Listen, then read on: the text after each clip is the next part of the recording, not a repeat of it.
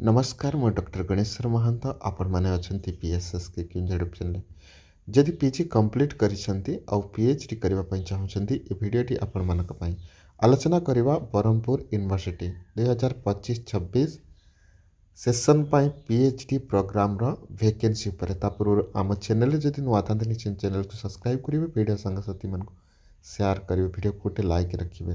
तो देखिए तो ये ब्रह्मपुर यूनिवर्सिटी 20/8/2025 नोटिस रही।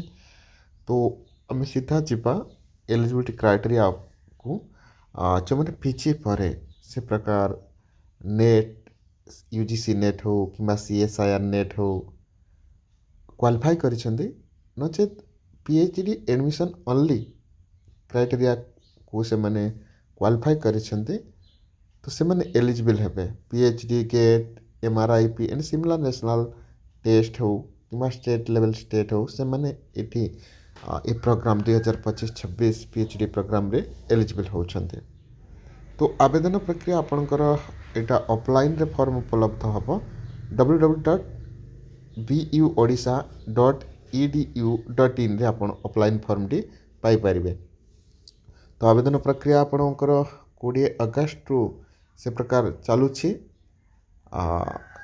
फीज कथा देखि पारुथबे 2000 टंका रखा जाए। तो आपण माने से प्रकार ड्राफ्ट दे डिटेल्स डॉक्यूमेंट्स जहाँ कहे रजिस्ट्रेड पोस्ट स्पीडी पोस्ट करें।